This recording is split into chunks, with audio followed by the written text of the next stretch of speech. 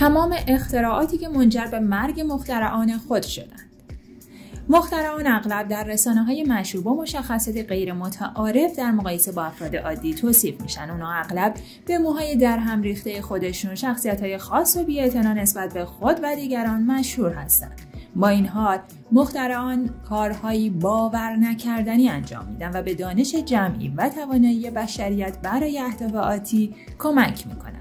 با این وجود اونها توی بعضی مواقع در طول روند اختراعات خودشون جان خود یا دیگر افراد رو به خطر میندازن. در واقع مخترعین افراد عادی هستن با ایده های خارق‌العاده که گاهن دچار اشتباهاتی مرگبار میشن. سلام، به کانال تکسون تیوی خوش اومدید. توی این ویدیو به مرور عجیب ترین و مرگبارترین اختراعاتی میپردازیم که منجر به مرگ مخترعین بدشانس یا کم دقت خود شدن. ولی قبلش ازتون میخوایم لطفاً کانال رو سابسکرایب کنید و زنگوله رو هم برای اطلاع از آپلود ویدیوهای جدیدمون روشن کنید. ابونصر الجوهری.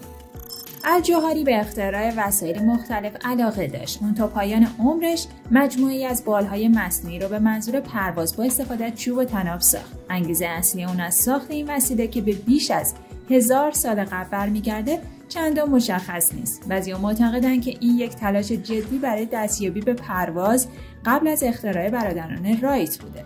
بعضی دیگه هم بر این باورن که الجوهری به توهمی مبنی بر اینکه اون پرنده قادر به پروازه مبتلا شده بود.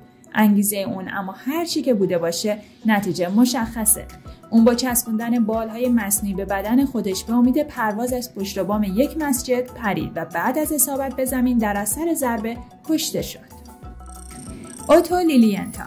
این مرد آلمانی یکی از اولین آدمایی بود که به رویای انسان برای پرواز کردن جامه عمل پوشوند. اون اولین انسانی بود که به صورت موفقیت‌آمیز چندین گلایدر رو طراحی کرده و ساخته و همچنین چندین پرواز موفق و ثبت شده رو با گلایدر انجام داد و لقب پادشاه گلایدر به اون داده شد.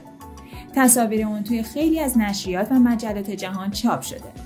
در 9 آگوست 1896 اون توی یک پرواز با گلایدر دچار حادثه شد و از ارتفاع 17 متری سقوط کرد. روز بعد به دلیل شکستگی ستون فقرات از دنیا رفت. جان دی در سال 1774 در حالی که مشغول آزمایش یک اتاق غواصی برای استفاده در زیر آب بود درگذشت. تلاش اولیه اون خوب پیش رفته بود. جان دی اتاقی در داخل یک قایق ساخته بود که به اون اجازه میداد با افزایش موج درون آب قرار گیرد.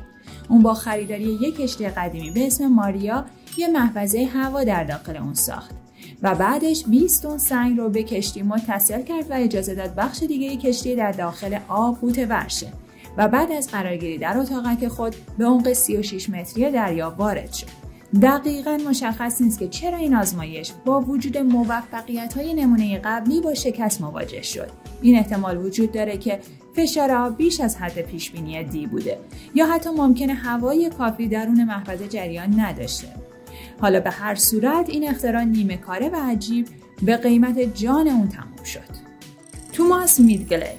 این شیمیدان آمریکایی مخترع گازهای CFC و بنزین سربدار بوده. خیلی‌ها اونو مخرب‌ترین موجود زنده بر روی زمین برای اتمسفر زمین میدونن، چون این دو اختراع اون به مرگ خیلی از انسان‌ها و مشکلات زیادی برای محیط زیست منجر شد.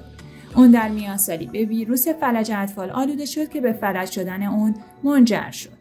اون برای حرکت کردن و تعویض ملافه‌ها در تخت دستگاهی رو طراحی کرد که همین دستگاه باعث خفه کردن و مرگ اون شد. ماری کوری. شاید بتوان لقب معروفترین دانشمند و مخترعی رو که با اختراع خود کشته شده رو به ماری کوری داد. این فیزیکدان فرانسوی کاشف رادیواکتیو بود و آزمایشات فراوانی رو برای پی بردن به خواص و قابلیت‌های این ماده صرف کرد.